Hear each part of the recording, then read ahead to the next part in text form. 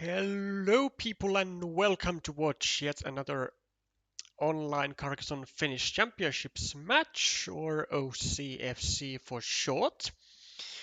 Now this is going to be the penultimate group stage match. This is the week 3, and as of right now the standings are looking like this. So we have in Group A with myself 3 out of 3 wins. Then we have the today's deciding a match for the second semi-final spot, because the top 2 of both groups will advance to the semi-finals. So maelstrim and Lapinkoski both at 1 win right now. So, and of course 2 is going to be required to get to the semi-finals. So this is still either one's game here.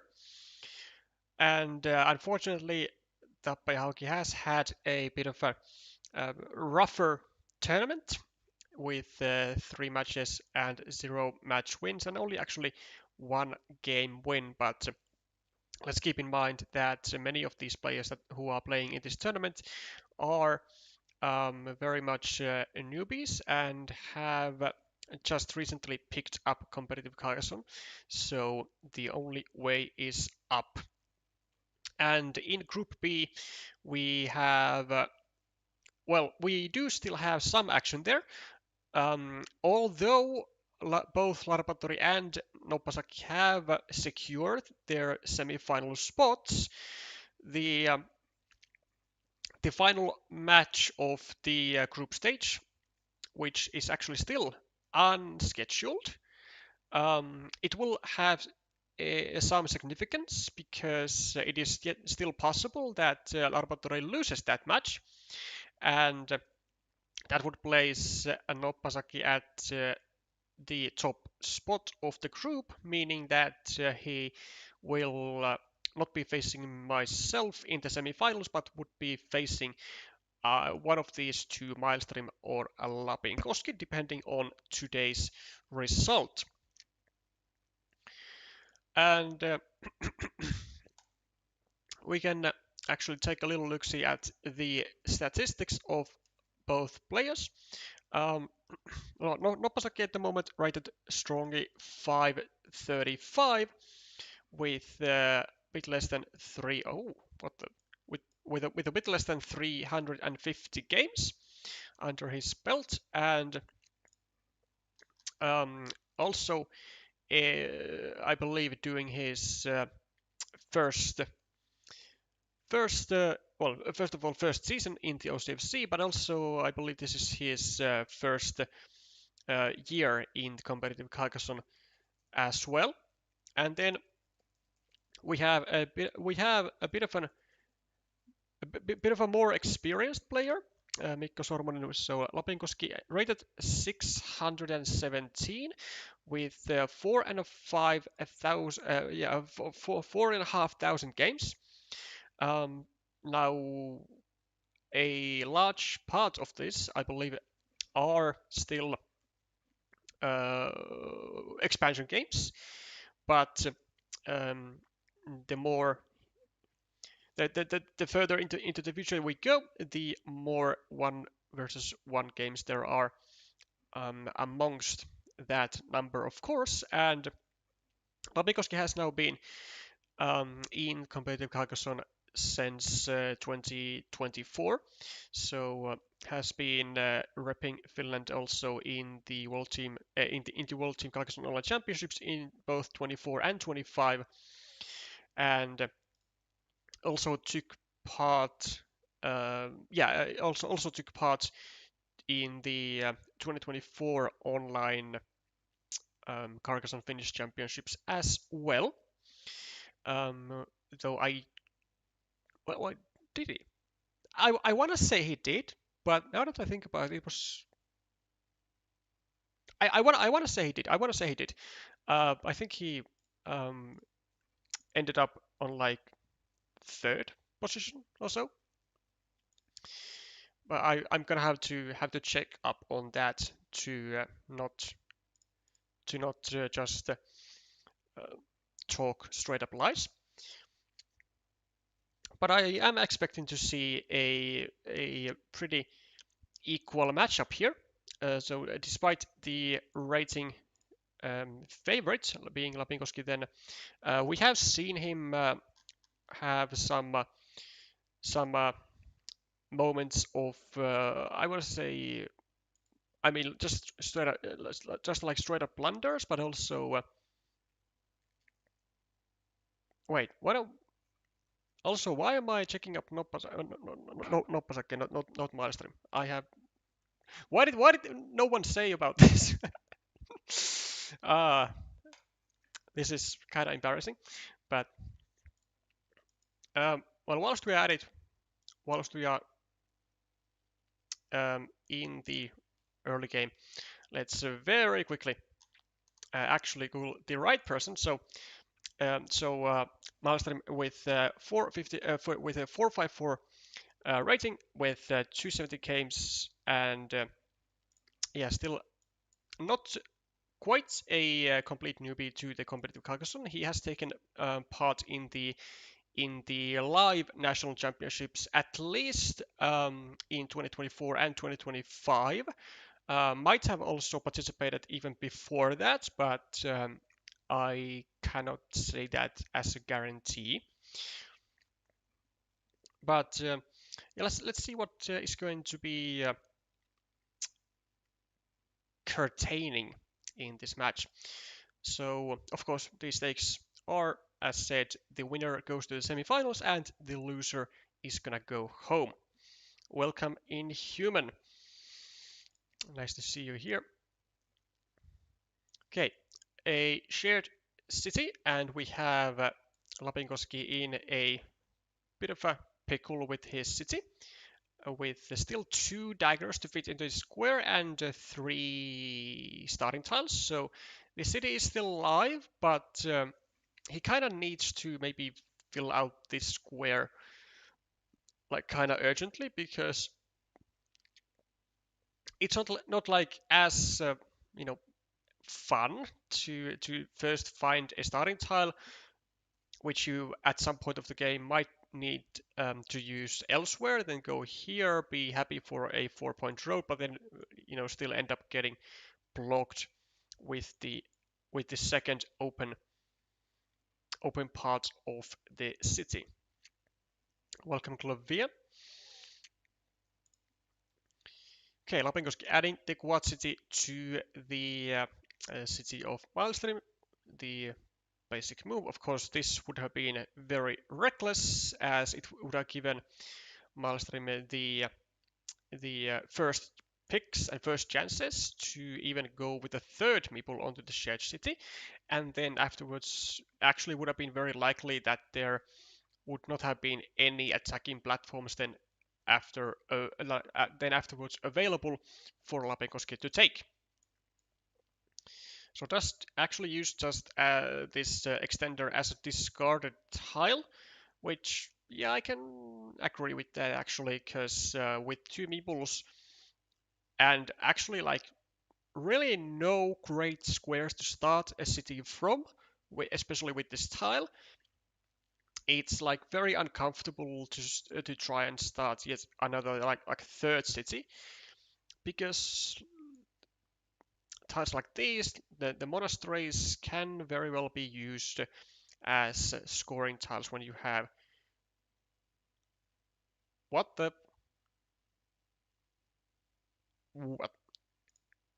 Okay, well, this was not exactly in what I had in mind. Like, I would assume that if you go for a monastery, then you'd be taking the natural looking monastery spot for 5 points, but instead Lapinkoski goes for, I guess he is trying to go for like maximum efficiency, trying to make progress with his city and with his monastery at the same time. But like this is like something that you definitely do not have to do, because now you're just basically potentially sacrificing your both of your meeples here, to potentially a starting tile restriction, which you already need over here. So not really the most ideal or even a good setup here for Lapinkoski, but maybe it will actually work out. But that's kind of a big maybe.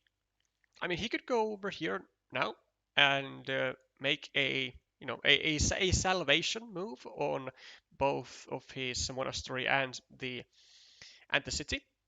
But yeah, unfortunately, he is not such a fan of pre-saving moves, which I have noticed.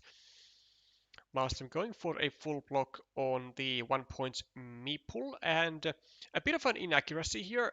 He should have actually gone, or it would have been better for him to actually just direct the city to the left so that he will have an unrestricted part of a city to expand with both with both city tiles with field and city tiles with road, whereas now he specifically needs city tiles with field to further expand his part of this ruin, which is not as great. And also, like, you don't need to worry about getting attacked to your 3 point feature, because like when the city is already blocked entirely and your opponent has one meeple in hand anyways, like this city or this part of the city or part of the ruin is never going to get attacked unless it like grows uncontrollably to, like, I don't know, 12 points, 13 points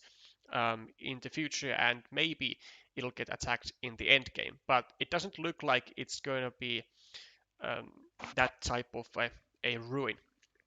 It looks like it's going to be just a few extra points at the end of the game in favor of maelstrim, of course.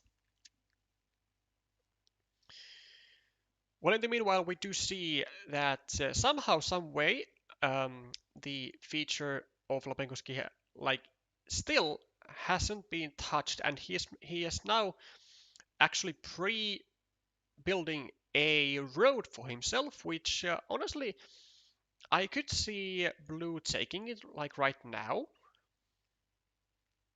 because there's only one city crossroad to go into this square, getting 4 points for Lapinkoski, and otherwise he's gonna have to give the entire road, or the entire rest of the road as well, to blue, which is gonna be really unpleasant in rest position, because first of all he's down a couple of points on the scoreboard. He has, well, his meeples are well, first of all, two blocked meeples. Then we have this meeple, this meeple, this meeple, and this meeple. All four meeples on the board, all four rest of the meeples on the board are needing like almost exactly the same type of tiles. So city plus double road, which is like really terrible from the perspective of tile efficiency, right?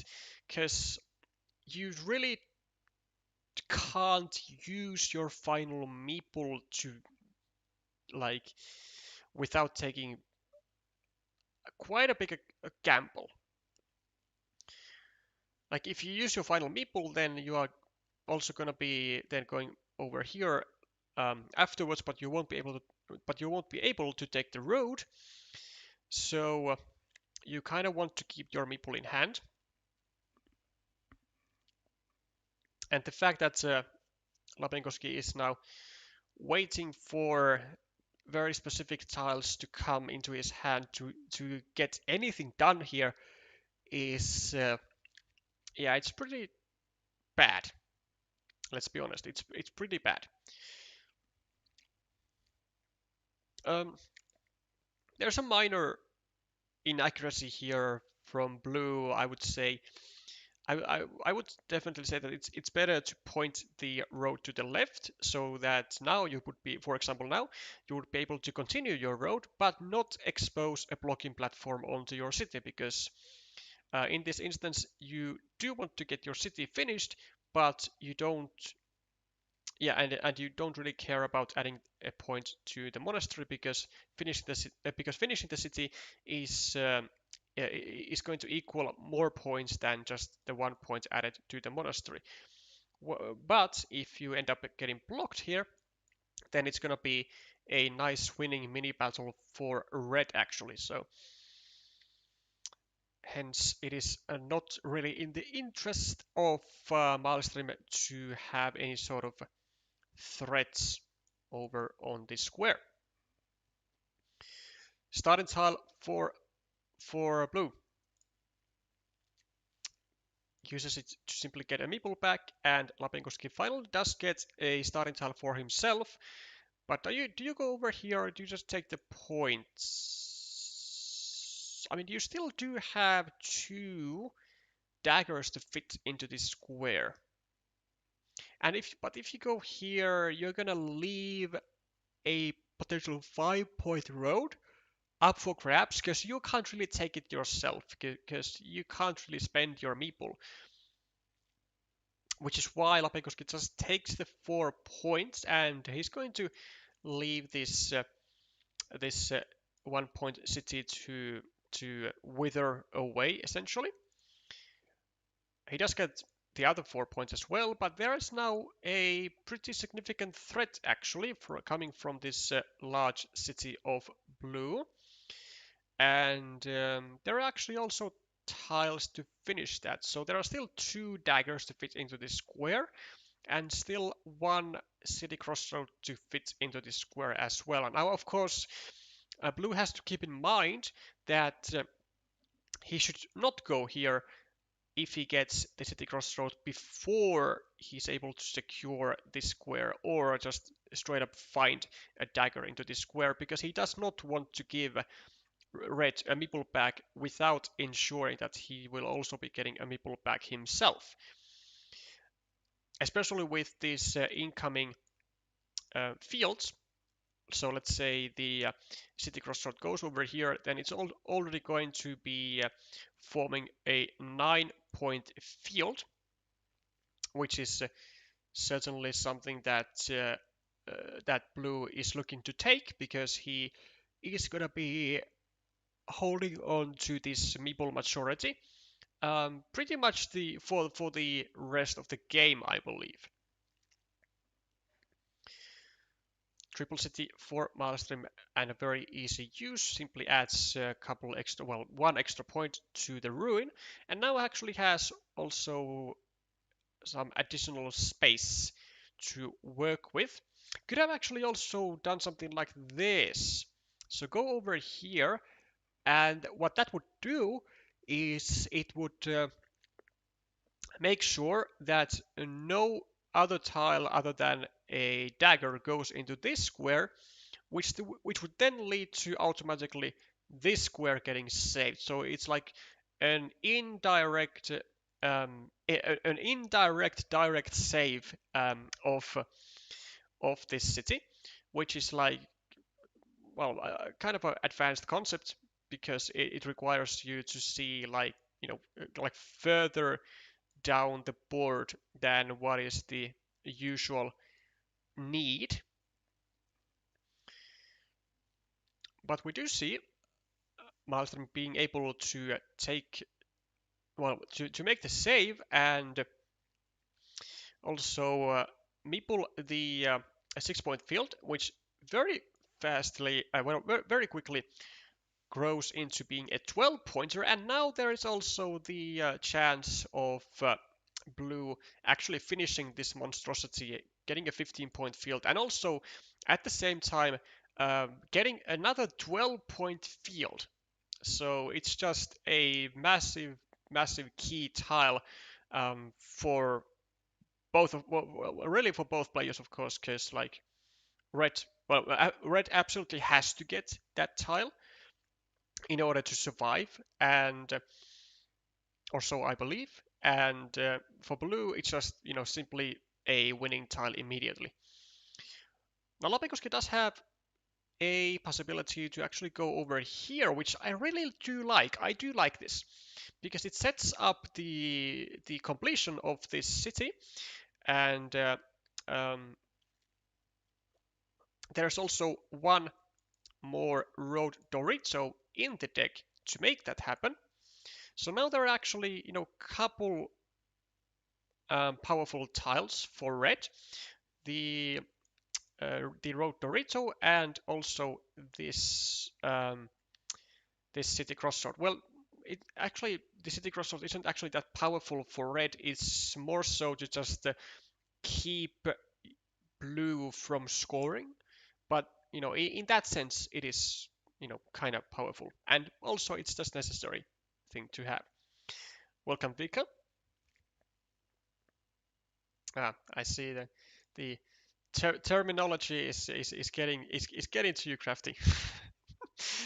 Of course, it's not like an official term, but like I kind of like that.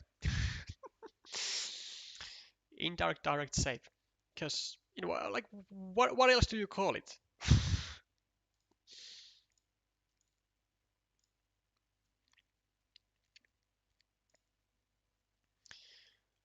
Vanilla for Lapinkoski. Again, he's been playing this entire game with one meeple, so he hasn't really been able to like fully take advantage of city caps in a normal way, because he isn't able to like almost ever meeple the city caps. He just has to leave them lying around and try to get just more city caps for himself, which at least as of right now it is working very fine.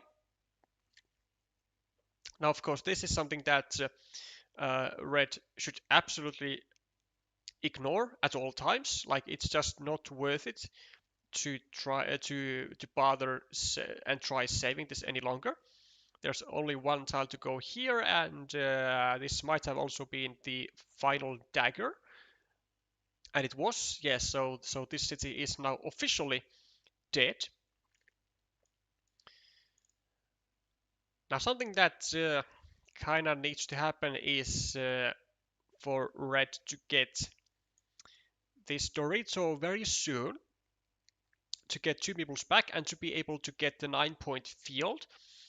He might actually consider even pre-meepling this field right here, just so that blue does not get onto that field first. And he does that, but for some reason he does it by adding a point to blue, which is like unnecessary, I would say. Because like, why not just go over here?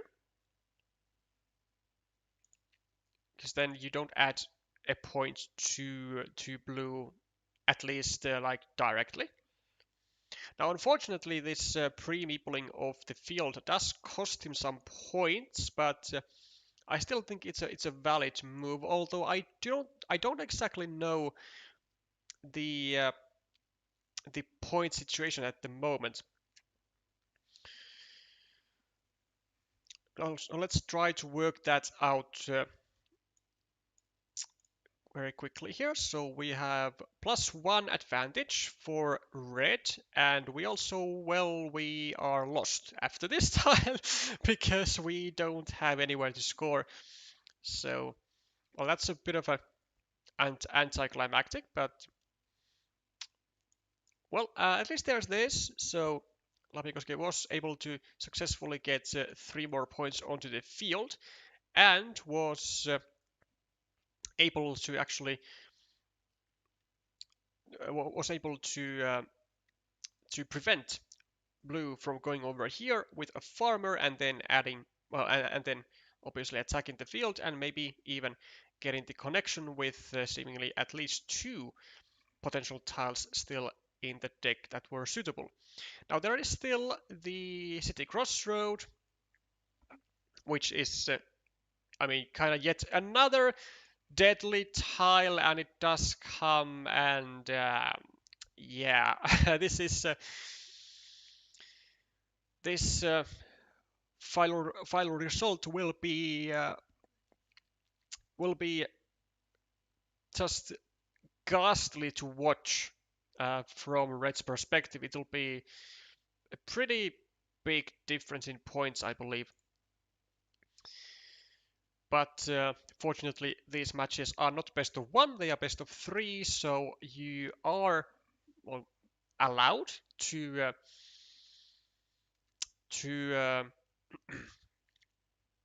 take one loss and still win the match.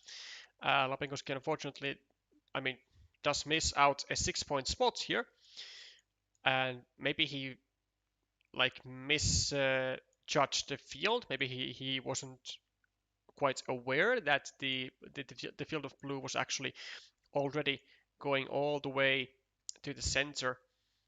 But I mean, these 4 missed points will not make the difference in the final outcome. It'll be much bigger difference than that.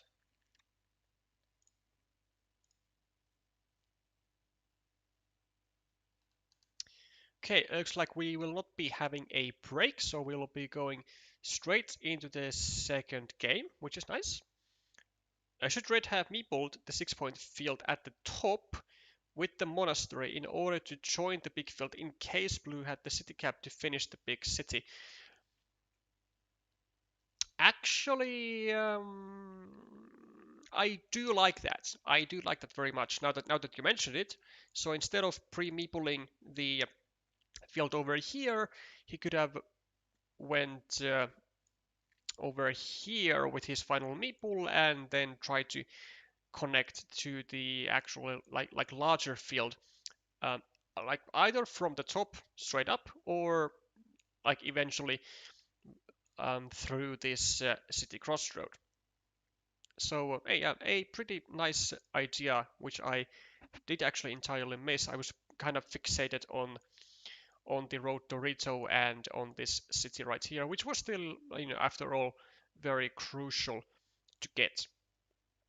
And actually, well, maybe it's even better to take the lower field first because there's less of an incentive, I believe, for blue actually to place a second farmer to his own field, which is uncontested, rather than just getting a 9-point field straight up after Lapinkoski has received the road Dorito. So in that sense, actually, I do believe that it was maybe even better for red to first pre-meeple the um, smaller field and then just try to really bank on the road Dorito to get to his hand like really quickly, and then maybe even attack the top field or the main field.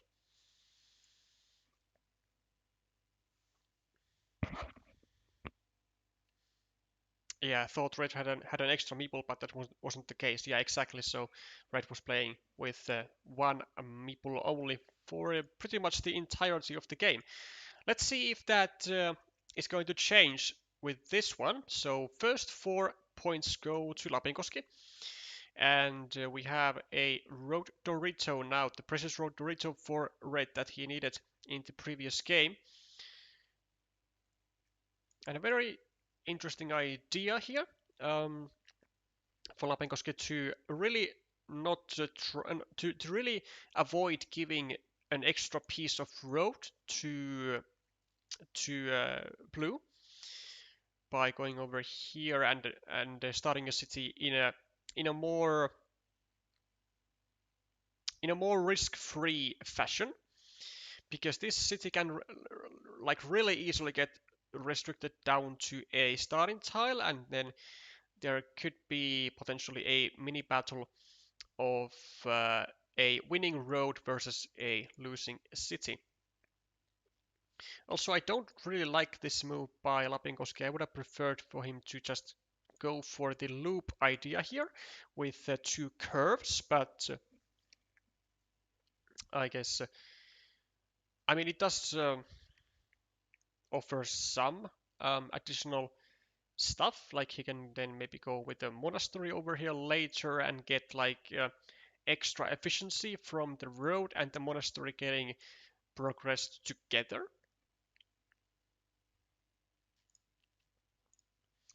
Yeah, Blue saying that that the tile runout is at the moment serving him really well, and I kind of have to agree. But we are still at the very start of the game, so this doesn't really mean much at all just yet.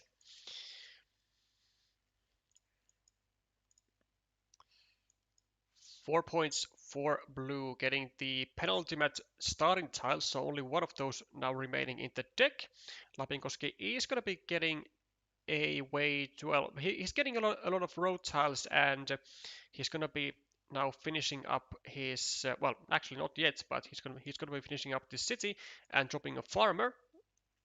But he has successfully been able to make this road into an 8-pointer, which is nice looking. Also, there is now the evil hamster spot, so well, almost an evil hamster spot, but basically it already is, because there's like very few universes where this square does not get filled at any point, and it's going to get filled right as we speak, maybe even with another farmer. Yeah, I kind of do like this. I do like this because there is now one, and very easily two, three, four cities on that field, and it's going to be contested, or at least it was going to be contested by Blue with like any road tile going over here. But now, is he still going to do that? I'm kind of shocked that Blue does not go with a farmer over here, because it's a very easy connection, and this field is like always going to grow to at least the 9 points. And now that you can see, the field is going to be growing a lot. Like I mean a lot. It's going to be 6 points, 9 points, 12 points, 13 points, and no boy, this road monastery is going to be juicy for Lapinkoski. We might be we are seeing the how the luck has evened up a little bit. I was about to ask if Loop Road isn't better. I'm shocked Blue didn't get 3 quick points. But yeah, but from here, I mean, he could have, but obviously it makes his city vulnerable. Now it actually doesn't. There's a case to be made that it wouldn't even necessarily um, have that much of a threat if his city gets restricted down to a dagger, let's say, because there were still 3 daggers remaining, and a bunch of other city caps as well. So maybe could have even took the 3 points, but it's always kind of an annoying thing to fight and to do, um, to offer a platform of blocking to your own feature, and this is unfortunately a huge miss by Blue, I believe, offering an immediate blocking spot to his monastery, actually making it very easy for Red to bring this second meeple to the field via a regular monastery, which there are still still 4, like all 4 remaining. What I would have really preferred for Blue to do, if he is to go for a monastery, is just simply go over here and try to have some, like a couple of roads, like a straight road here, and then a crossroad, and get an easy 9 points. But now it's looking extremely grim for Blue, actually, after a very nice start. So he has a blocked meeple. He is minus 20 on the scoreboard. His city is going to be attacked, and he basically has no compensation for this field. Like it's a 15-point field, which is still growing like by every move, and red basically has it covered with 3-0. Because again, it's very easy for red to bring this guy to the field and to just get a massive stronghold, which blue is gonna be like not entirely impossible to contest, but it's gonna be like really unlikely that blue will ever win this field at any point. I might even go as far as to say that I don't think blue will ever attack the field at any point of the game. And as you can see here, he is now making the unification move on the field, so basically making the stronghold for red by himself, getting a 4-point move in the process, yeah, but honestly I would dare to say that this still is gonna be a rather good thing to see if you are the player with the red meeples. If blue went for the obvious monastery with the road spot, he could have gotten blocked with a city cap with a curve to the right. That is correct, but you gotta take into account that if you are going for the monastery and you say that you can get blocked, then at least go for a spot which is like easier to complete and it's faster to complete and it doesn't um, and also it's gonna be taking away the better monastery spot. So like when you go here, you need at least 3 tiles to complete, but you still get actually blocked to a starting tile at any point because at that moment there were no starting tiles remaining in the deck. But if you go here, you can of course get still blocked to the starting tile with any city plus road tile, but you only need 2 tiles to complete the monastery, right? So I don't really get why blue decided to go um, for the worst monastery spots here. And I am going to say that blue attacking this field in this situation with 3-0 on the field,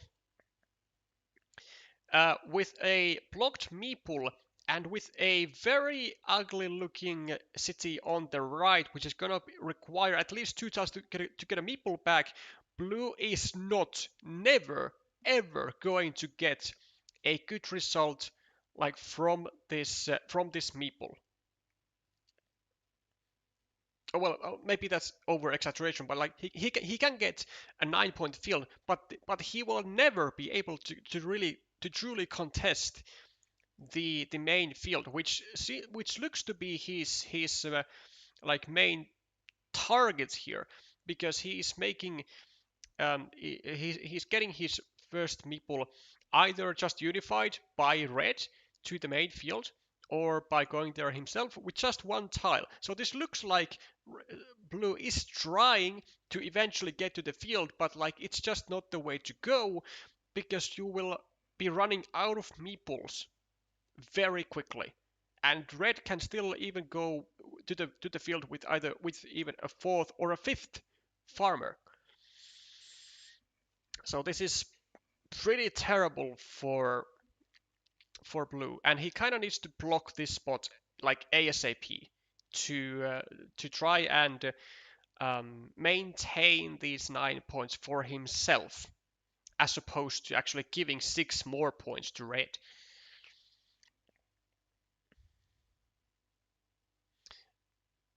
Probably thought about that and forgot about cow tile with the road.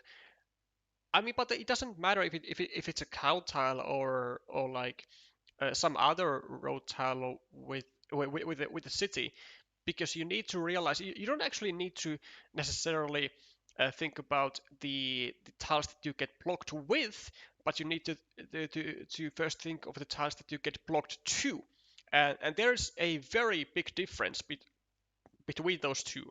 So I'm going to say that again. Uh, if you are worried about getting blocked, you shouldn't really be thinking about the tiles that you get blocked with.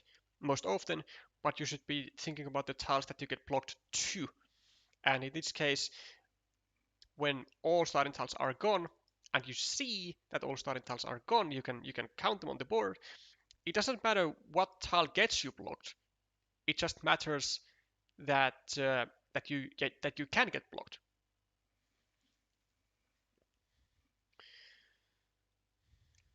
Oh, okay, well, there are very few scenarios where it does actually matter with what tiles you can get blocked, because in some cases it's actually 0 tiles. But in this instance, when it was like still what 30 tiles, 40 tiles left in the deck, it's like very much like relevant information to know exactly with what tiles you do get blocked, and with well, and especially to what tile you get blocked to.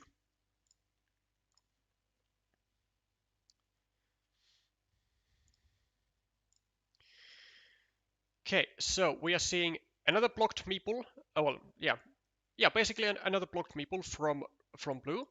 I mean, as you can see, he is still trying to go, or was still trying to go, for the for the main field, and still hasn't actually secured even this square right here, which is still very much a target in red's eyes, or should be, because with any curve, I honestly would feel like super um, super confident as red to just simply go here and make a 15-point move, taking 9 points away from blue, and getting 6 points more onto your own field.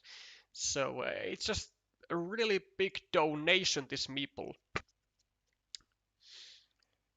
And it just comes down to the fact that, like, whenever you are trying to challenge fields, you always need to think of the meeple distribution that is currently live in your hand and in your opponent's hand, and the meeple distribution on the field already. So, like, if you have blocked meeples, and if your opponent is already, well, like in this case, leading the field by 3-0, then maybe, just maybe, it's not really worth to go for the field unless you know that it is the only possible win condition that you can possibly try to go for.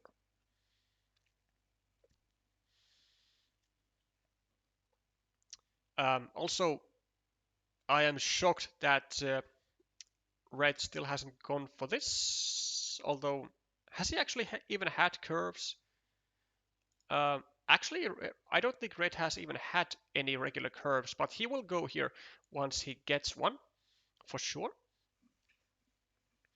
In the meanwhile, red took this 9-point field momentarily, but got instantly united with his own main field.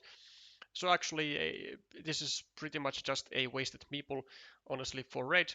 Could have been better off, I think, by just getting 3 points for the road here. But this is also fine, because there's like no way that red can lose this at this point, because it is simply like virtually impossible for blue to even get tied with this field. With also plus 15 on the scoreboard, with an equal stance on this ruin with plus 7, 1, 2, 3, 4, 5, 6, 7, 21-point field. So like plus 28, plus 16, 14, yeah, like plus 17, plus 10 for red, which is actually very surprising. But yeah, he just needs to get like this one curve, and he'll be like very much guaranteeing his win. 1, 2, 3, 4, 5, 6, 7, and there are still 2 regular curves remaining. Yeah, I mean, he can just burn away his tiles at the moment, but wait.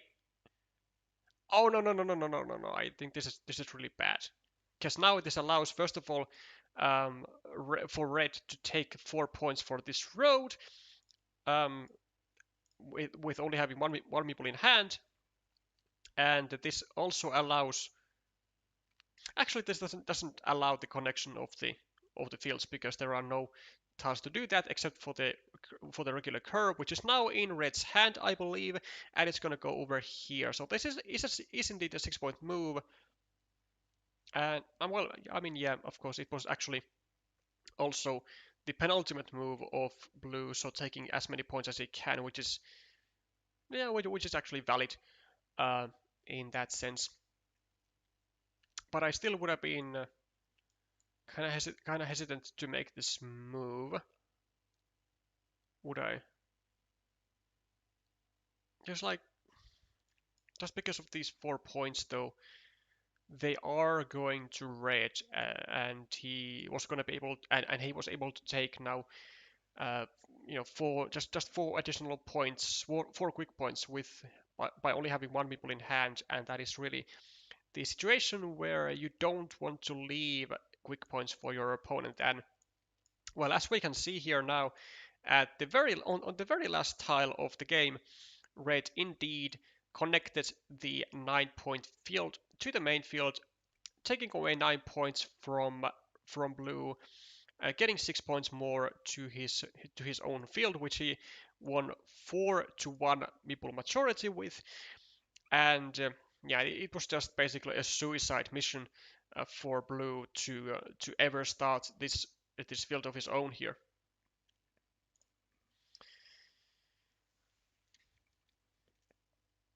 This also reminds me that we should be changing the scoreboards here.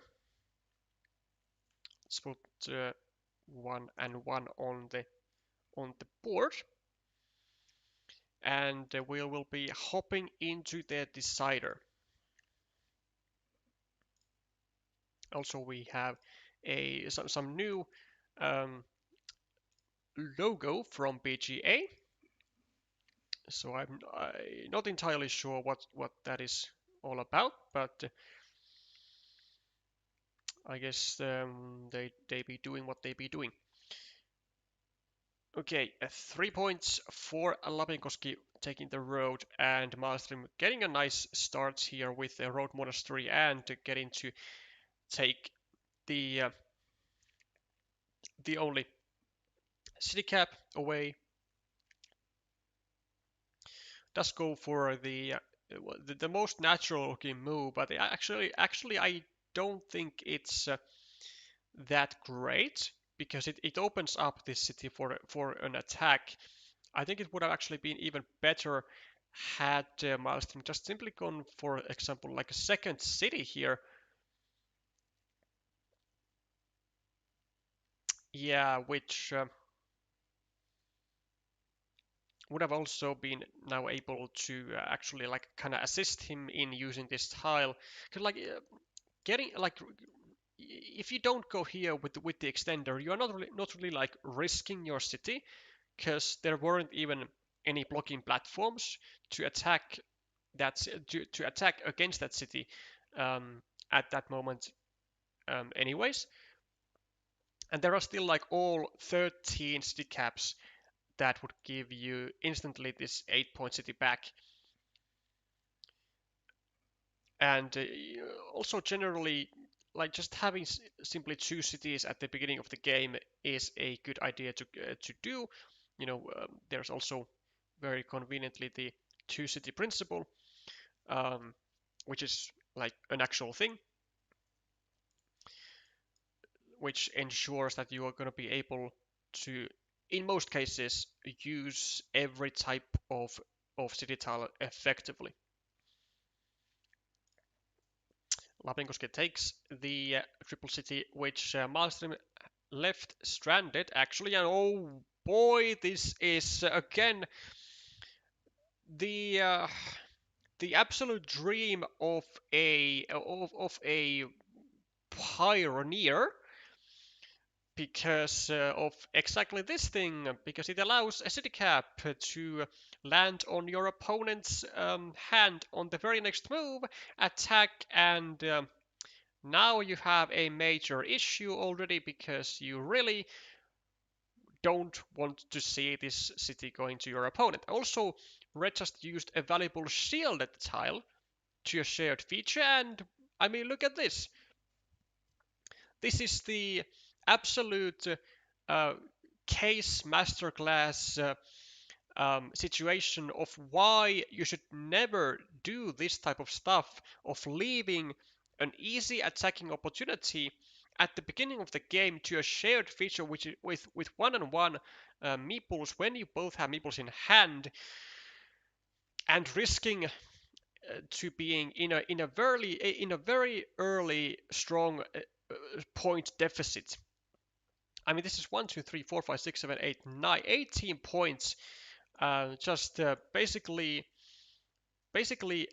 given, donated to blue with a very easy attack. This is why you go, for example, if you want to use a shielded tile to a shared feature, and like at least use it here, right, where it does not leave with any additional attacking platforms to your opponent, except for maybe with, of course, the dividers. But that's like 2 tiles versus leaving like what 13 tiles as city caps, plus of course all the other city tiles to attack. So you like basically get 10 times less the chance that your opponent attacks the city with another meeple. Also, like this move is done in order to try and avoid a divider being in your opponent's hand and getting away with their own part of the city. But like if you are afraid of the divider, you should be just going over here, because the divider is then going to be also a thing to land here, but just only 2 tiles. And of course, if your opponent can use a divider here, guess where else they can use a divider? Well, goddamn here, right? Sorry, this way, and attack the city. So yeah. Well, enough of that. We have had a lot of action since then. So well, three monasteries, 2 of them just completed, and looking like a nice start of a city for Lapinkoski, which he was able to, quite effectively maneuver around here. And oh my god, what is this by blue? Um, I mean, connecting to the city, yes, but in what way? You are risking now this meeple, and this meeple all getting blocked to this square with a Dorito or with a triple city. And, did we just witness um, in the previous game a situation where blue had less meeples at their disposal, and they lost a field fight? Like, you can't really script this more than it has already been scripted, more than it has already been scripted. Like, this is such a terrible position for blue, and you can see they are trying to recover, they are trying to save themselves, but they are still opening up a complete and utter death trap for themselves of 3 meeples getting blocked in one move. Also, there are no road monasteries left, so even like with any city tile with a field or with a double city side, this road will be dead. It will be dead. It was just far better with this triple city to go over here. Maybe even meeple this. Actually, yeah, certainly meeple this city to make it more difficult for Lapinkoski to retrieve this guy and to make threats with this guy. And then you could maybe go here with a triple city and another triple city and block this square and have a winning mini battle with 2 meeples blocked from red for 1 meeple of your own, which is still growing in points.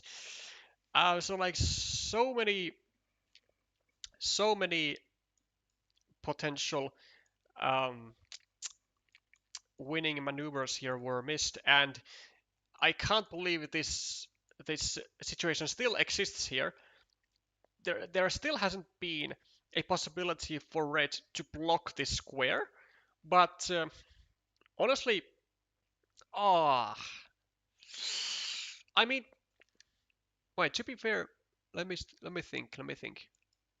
I mean, it's okay. It's okay. Um, actually, is it? I mean, it's kind of okay. It's kind of okay because first of all, well, this road meeple is blocked. There are no more road monasteries, right? And there's only one single dagger to fit into this square. So there's that. But I actually would have preferred, even I think, for red to simply attack this ruin or this city, and then with future tiles just go over here and complete the block on the city and just be in an equal ruin battle, right? Rather than actually being at a disadvantage in the future when the triple city with the road hits the hand of blue and he gets to join with the second meeple. Also, the city is actually currently live because this square has not been blocked. But there are now other blocking platforms. So because of the three daggers to the right hand side have gone, it is possible to block the city to a dagger on this square and to have a full block on the city. Which is why I think that blue should be just continuing here and keeping on the threats. Of course, could go over here as well. Just take a new a new city because like after all, it's not first of all guaranteed that blue even connects here, and also the city is like currently not really worth saving because it can be blocked with one tile. So yeah, I do like this a lot more. And now should be the final block. Yeah, this is unfortunately, I think slightly inaccurate from Red's part because he is blocking like the more clear target, but he could be also going here and blocking this square entirely, which would make sure that this ruin would never um, even even grow a single tile any further. But that's okay too. Now there is gonna be this square, which is gonna require a lot of attention from red, and actually it has been there for like I don't know 10 turns at least for red, and kind of miraculously he has not been able to get a single Dorito or a triple city to fill this square. What he would like to do is to get actually a divider. That would be the best possible scenario for him to get a divider here and get to drop another farmer. That's the best possible scenario for red at the moment.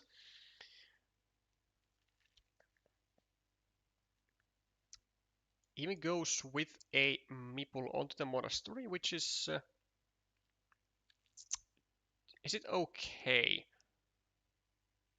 I mean, maybe. It still, I mean, immediately gets to a 5-pointer. You can use like random road tiles here then. Or these, maybe even city caps. Because I think you will have a chance to attack this field later, so it doesn't really matter if it grows further. Because you will be getting a meeple back from here, like with this tile. Maybe even actually attack to this field with this tile. Or you could just take the points, but I think you just go here because it's just been there for so long. And it's still completable actually. There are still 2 starting tiles. So it's like very very very far away from actually being a dead city. And at like at any point there could be a curve or a crossroad that goes over here, and it's going to restrict this square to a road Dorito or to a triple city with a road. Also, this is of course one of the two tiles that blue was looking for, which is gonna be a small relief for red, and even if he gets to get the second one as well, then oh boy, red is actually in a very good position, because blue will then have a two meeple two meeple strapped to a total of 3 points, and that's terrible. And when you have meeple strapped, then it's also going to significantly help with the field fight.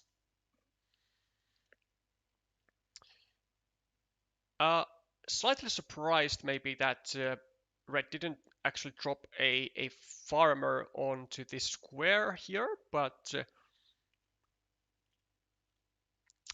okay.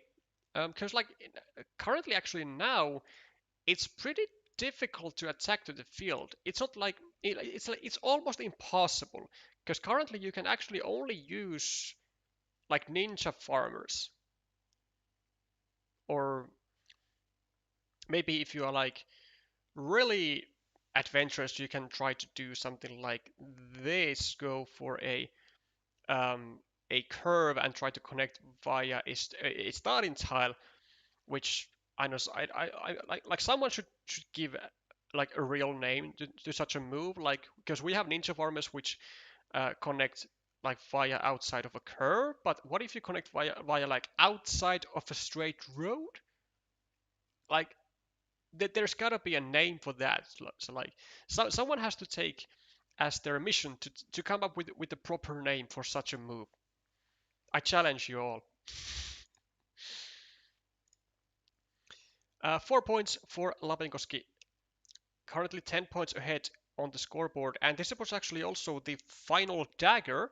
So now the full block of this city right here is going to be possible to a dagger, or it can also actually get blocked to a triple city with a road, because in a case where blue gets such a triple city with a road with the like last one of its kind, then they will like always go over here because it's just so many more points.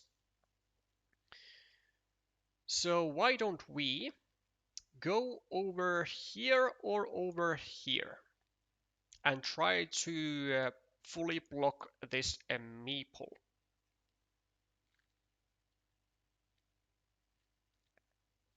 Also for the sake that currently blue is leading the field, and well, unfortunately we would have been able to make a full block, but we can also get just 4 points, well 5 points, and well 2 points if you count this as a -3 for the field. Well, maelstrim getting a triple city, which he does nothing with. Now we have another chance actually. Oh, never mind, because we have this there. This is way more important. And also, actually, this now opens up a chance for Lapinkoski to again attack the field. If he gets a Dorito or a divider, he can just go over here, drop a farmer, which is like the best possible moment that he could be doing right now.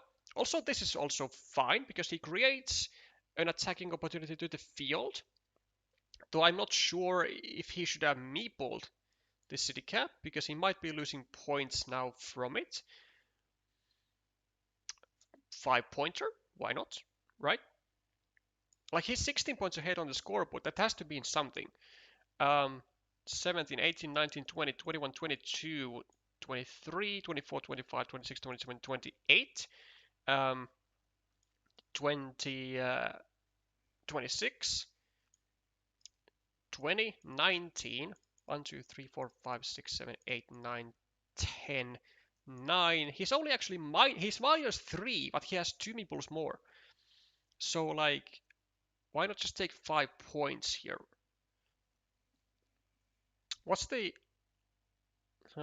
I mean, there is a way for blue to very much win this still, because if he gets, for example, the city crossroad, he can just get a meeple back plus an 8-pointer move, which is probably something that he has to get in order to maintain winning chances. But actually, in the remaining 9 tiles, like 8 plus 1 in blue's hand, 3 of those tiles are actually city caps with a road to the left. There are still 2 city crossroads and a starting tile, and this is this is so bad. Oh, this is absolutely terrible for Lapinkoski. I mean, just he does not need in any world. He never will be needing 4 meeples at this stage of the game. He will never need so many meeples. And this only gives him 1 point versus 5 points without even an investment of a meeple. This could be the biggest mistake of this game, and it might, well, not actually the biggest mistake, but I mean, I would say by far the biggest mistake was this or this, but this is still like such a terrible move in this position, because you gotta take into account that you will be, like in most cases, be left with a meeple surplus. You will not have time to use these meeples in an efficient manner. Because now you take the 5-point road, which you could have taken like just 1 tile earlier, and like why, man? Why?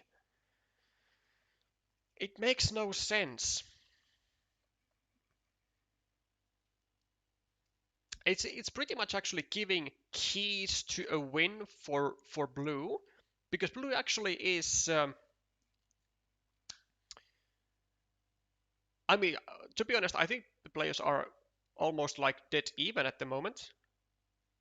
But with this tile, that evenness is going out. Although I strongly suggest that blue would have dropped a farmer there, but okay. Well, at least Lapinkoski does get to finish the city, but is that actually enough? This is actually a really fascinating end game, because even though Lapinkoski is leading by 25 points on the scoreboard and has like some points banked, it still looks like blue could actually be in the lead. Plus 25, 29, 31, 36, 1, 2, 3, 4, 5, 6, 7, so 15, 10, 6. Blue is minus 1, and actually has 1 more tile to use. So this is like a really easy win for blue here. As long as he goes, like for example over here, just takes a 3-point farm, and maybe there are even more city caps in the deck, and he does do that, takes the field, and now Lapinkoski does get himself a city cap, but he can only take like 4 points with it. It's not going to be enough, because he's going to be up by like +2, but then blue will have the extra meeple and he can take 3 points from anywhere in the map. With the road tile here, with the city tile here, with the city cap here, he can take everywhere 3 points, the necessary points that he needs. And the crucial mistake, I want to say, for Lapinkoski has been this inefficiency here. This inefficiency here in the end game, because he did not take the 5 points. Instead, he took the 1 point and another meeple in his hand, and you can see he leaves two meeple surplus in his hand at the end of the game, so he never needed the extra meeple, and he took away actually some of the tiles that he could have finished his city with, and he took away the chance for himself to place the farmer to this Dorito or a divider tile upon finishing the city, and this is unfortunately kind of a tragic way for Lapinkoski to go out. I believe he has lost the game, and he has by 7 points because of the city cap, even as the final tile for blue. So guaranteed 7 points, no matter what tile he gets in the end. And oh, this is actually quite an upset of a match, I have to say, in terms of the result, because Lapinkoski is the player who who still has more experience, but unfortunately for him, he still makes a lot of mistakes, a lot of inaccuracies, and it does cost him the semi-final spot, and he is out of the tournament. Would you look at that? Maelstrom actually even saying that he actually wasn't wasn't aware of the points at the end, so he didn't even do like much counting. He just goes like with like intuition more. So imagine what this man could do if he learns the way of tile counting and point counting properly, uses some time on it. Imagine the stuff and the magic he could do.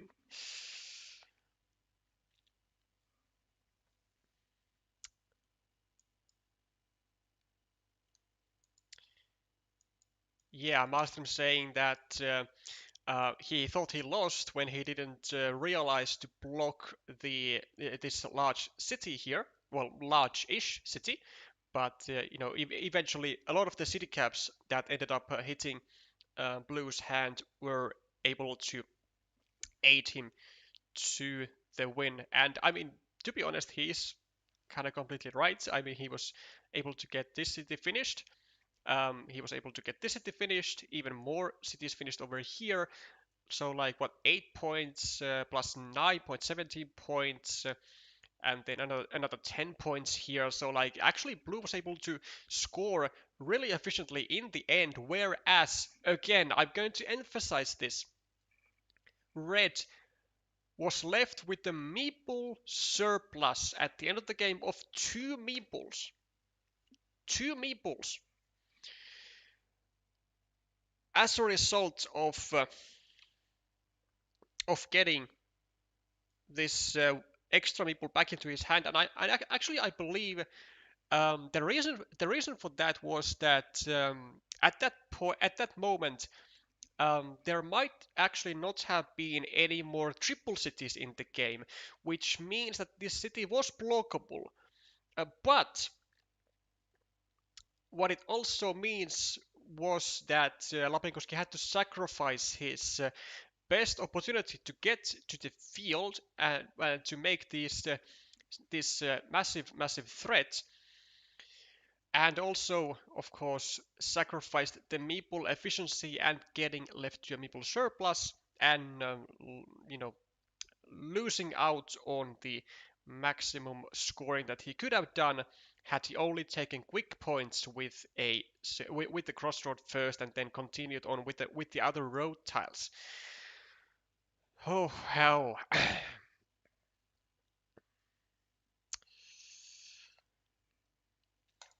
But well, this is the result now. Let's mark that up on the scoreboard. We have from Group A myself and Matti Vähätalo going into the semi-finals.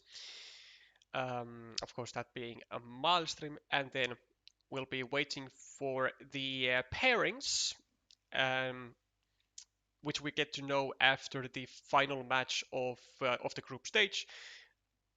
In Group B, Larpatori versus Janikut has reached its end at some point on this week, and this tournament is actually scheduled to have the playoffs starting on, I believe, like, well, at some point in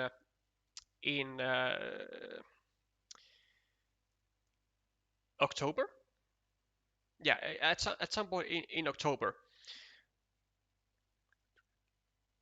Yeah, October. So the tenth month. Um, so I might have to actually also ask whether the players want to speed up the tournament by having the playoffs earlier.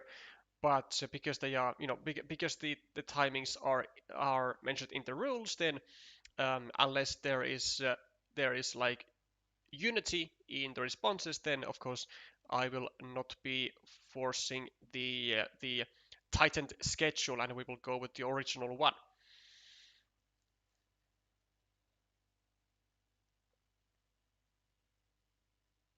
The month of the championship, the month of the world championship. That's I see what you did there. Yeah, we could come up with some very decent alternative uh, words for different months. Because otherwise, at least myself, I will just have to um, go again and again with the stupid ass uh, poem in my head, like January, February, March, April. Yeah, um, for the G's that know where that is from, I send my best regards. It might only be in Finnish schools like that Pacific one, but I'm pretty sure that um, there are like similar type of songs also, around the globe to remember the different months. Okay, we will be wrapping things up here, and we will be awaiting for the day and time of the final match in the Group B between Larpatori and Janikut. If the timetable has not gotten to me at the end of Friday, then the match is going to be automatically scheduled to Sunday at 1700 UTC. But so far we have not had the need to resort into going with the automatic times. Congratulations to Maelstrim, of course, for reaching the semi-finals. Certainly a nice feeling to be doing. And then, yeah, like I said, we'll be wrapping it here. Thank you all for watching. Thank you all for sticking all the way until the end. And if you did enjoy this type of Carcassonne content and would like to support the channel, then there is an easy way to do that by subscribing to it or by simply liking the stream. I'll be seeing you later again this week with very likely the final OCFC match, well, OCFC group stage match between Larpatori and Janikut once we get the timetable for it. Bye for now.